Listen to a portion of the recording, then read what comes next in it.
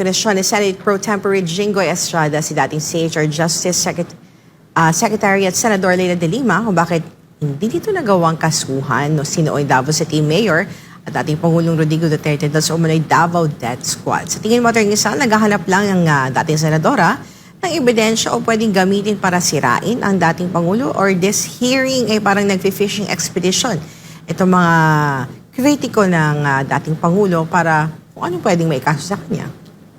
Gaya ng sinabi ni Jinggoy, Senador Jinggoy, incompetence yung sa party niya. Kasi ang conclusion niya nasa likod ng extrajudicial killing si dating Pangulong Duterte, pero hindi naman siya naghain ng kaso. Kung ano-ano mga dahilanan niya. Kaya naging conclusion ni Senador Jinggoy, hindi mo naman sinasagot ang aking katanungan. Hindi. Dapat ang conclusion ni Senador Jinggoy, kaya ka hindi nag-file kasi hindi totoo ang mga sinasabi mong pagpatay na siya nasa likod. Wala ka kasing ebidensya. Hindi mo ma-file. Hindi totoo kasi. Gawa-gawa nyo lang dahil kalaban nyo sa politika.